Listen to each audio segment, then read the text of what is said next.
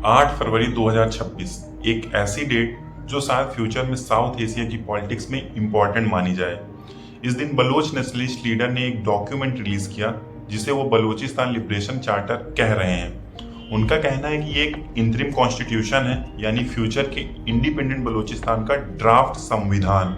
आगे बढ़ने से पहले मैं आपको बलूचिस्तान का बैकग्राउंड क्लियर कर देता हूं, जिससे आपको ये कहानी समझने में आसानी होगी। तो चलिए आगे बढ़ते हैं। तो बलूचिस्तान पाकिस्तान का सबसे बड़ा प्रोविंस है जो ईरान और अफगानिस्तान के बॉर्डर के पास लोकेटेड है। एरिया बहुत बड़ा है और नेचुरल रिसोर्सेज भी बहुत ज़्यादा है, जैसे कि गैस, सोना, तेल, सब कुछ यहाँ मिलता है। लेकिन इतने रिसोर्सेज होने के बावजूद बलूचिस्तान पाकिस्तान के सबसे गरीब और पिछड़े इलाकों में से एक माना जाता है। अब सवाल ये है, आखिर ऐसा है क्यों? तो कॉन्फ्लिक्ट्स की शुरुआत 1947 के बाद से ही हो गई थी। बलोच लोगों का मानना था कि सरकार के बड़े फैसले लेने वाले पदों पर उनके लोग कम हैं, पार्लियामेंट, आर्मी और टॉप गवर्नमेंट जॉब्स में उनका रिप्रेजेंटेशन कम है, उनकी आवाज़ नेशनल लेवल पर कम सुनाई देती है और जो रिसोर्सेज उनकी ज़मीन से निकलते हैं उनका फायदा भी उनको कम मिलता है। फिर आते हैं बड़े प्रोजेक्ट्स जैसे ग्वादर पोर्ट।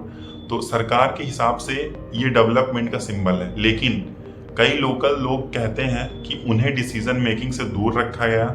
इसके साथ ही आर्मी ऑपरेशन, लोगों की गिरफ्तारी और लोगों को गायब होने के केसेस ने लोगों के गुस्से को और बढ़ा दिया।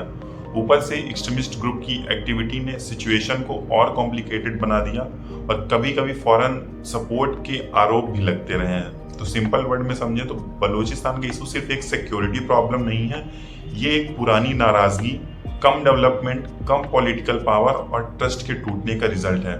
और यही बैकग्राउंड समझना जरूरी है क्योंकि इस बेस पर आगे की पूरी कहानी खड़ी है। अब आते हैं 8 फरवरी 2026 पर, जब बलोच राष्ट्रवादियों ने अपना बलूचिस्तान लिबरेशन चार्टर जारी कर दिया। ये सिर्फ एक डॉक्यूमेंट नहीं है, ये एक पॉलिटिकल मैसेज है, एक ऐसा ड्राफ्ट जो कहता है कि बलूचिस्तान खुद को पाकिस्तान का हिस्सा नहीं मानता, बल्कि एक आज़ाद और सेकुलर राज बनना चाहता है। और यहीं से पाकिस्तान के लिए टेंशन बढ़ जाती है। इस चार्टर की शुरुआत में ही लिखा गया है कि धर्म और राजनीति अलग होंगे। सोचिए जरा, जिस पाकिस्तान की बुनियाद धर्म के नाम पर रखी गई थी, उसी के अंदर से एक आवाज उठ रही है जो कह रही है स्टेट और रिलीजन अलग होंगे। ये सीधा चैलेंज है उस आइडियोलॉजी को जिसके बेस पर पाकिस्तान बना था।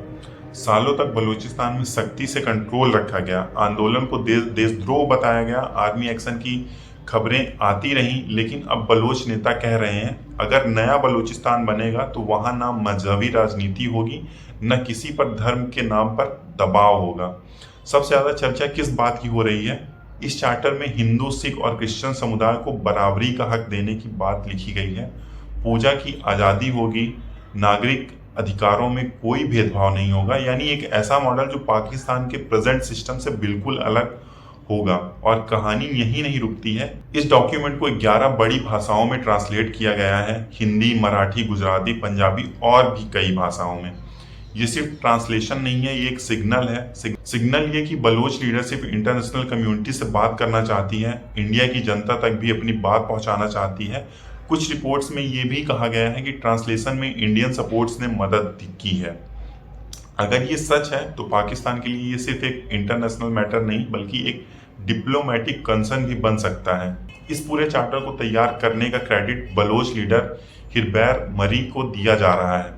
उनका कहना है कि ये लड़ाई सिर्फ जमीन की नहीं, पहचान, हक और सेल्फ रिस्पेक्ट की है। अब सबसे बड़ा सवाल, क्या ये चार्टर सिर्फ एक सिंबॉलिक कदम है या फिर पाकिस्तान के लिए एक नई सियासी चैलेंज की शुरुआत?